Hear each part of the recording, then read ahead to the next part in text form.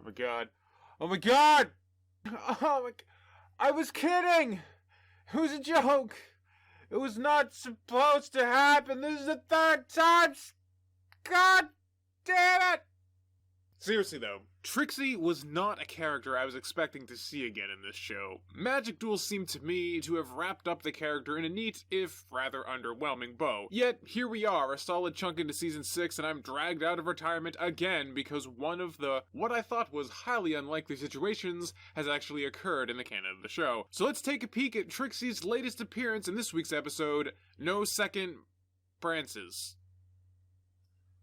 Is that really what we called it?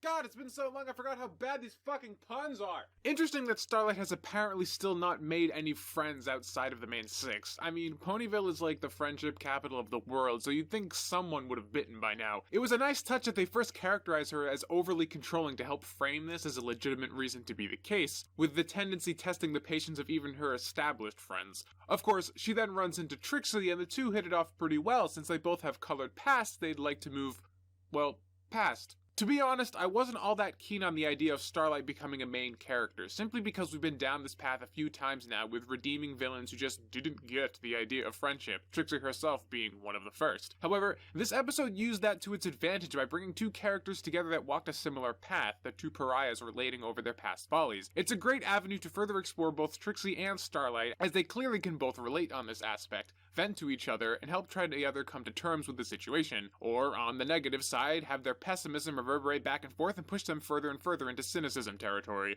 all of which does happen in this episode and further endeared me to Trixie, fleshing out a lot of her ambiguous motivations and backstory, as well as making me realize that they can still write good stories centered around Starlight. Putting the flaws of these characters on full display instead of relegating them to some unmentioned annals of episodes past is a great call, as it's this baggage that's key to the emotional appeal of both Star and Trixie. Speaking of which, I really love seeing the fallible Twilight again here as well. It was a nice touch that neither her nor Trixie had really buried the hatchet, so to speak, even if the last episode with Trixie in it kind of seemed to paint it otherwise, with the pair parting amicably. A scenario like this with lingering grudges is far more believable and, more importantly, far more interesting. They still reference the events and fallout of Magic Duel, even having the citizens of Ponyville judging Trixie within earshot and shitting on her, which is understandable when you enslave the entire town.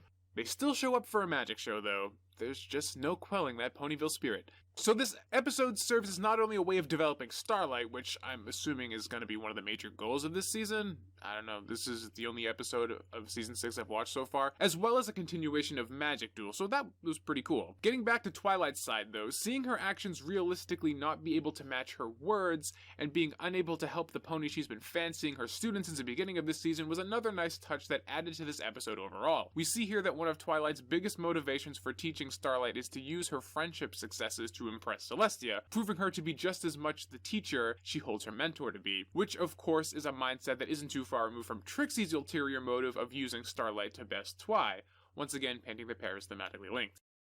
Even though I don't really see how getting another person to cast a spell that Twilight already does in her sleep proves Trixie isn't in any way superior, but whatever. Ironically, Twi was actually being the one least in tune with her own teachings and the lessons of friendship she's so quick to bring up, and it made for a great element in this episode, with Twi's past experiences with Trixie not letting her see past her own biases, too caught up in impressing Celestia to remember her wisdom, which was surprisingly absent in this episode. Instead, Celestia is limited to a few sight gags and exaggerated expressions, taking no action to talk some sense into her student, and instead relegated to a dining hall, utterly silent. The entire time I was expecting her to make some sort of regal entrance and spout the closing wisdom and show Twi how dumb she was being. Instead, that never happens, Twilight solving the problem entirely on her own, great for her character, but an odd misuse of Celestia in my opinion. I'd complain about the random use of fan-favorite characters here, but I'm really not that invested enough in the show anymore for that kind of shit to bother me. The pandas can get away scot-free this time. So, overall, this is probably Trixie's best outing. The episode took a fair amount of time to delve into the actions and repercussions, both socially and mentally, of Trixie, and by pairing her with Starlight, was able to delve a bit deeper into the psyche of someone who made a mistake and is seeking redemption,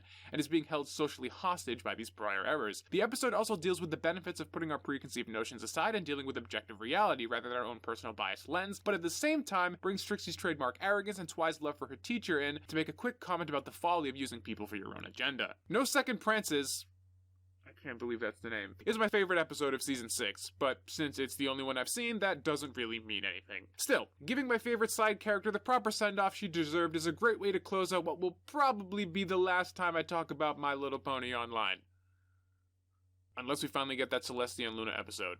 Look, every time I've said something in jest, it ends up fucking happening. You people should be thanking me at this point. Anyways, that's all I got for this episode. I'm Tommy Oliver. Stay curious. I'll catch you guys next week.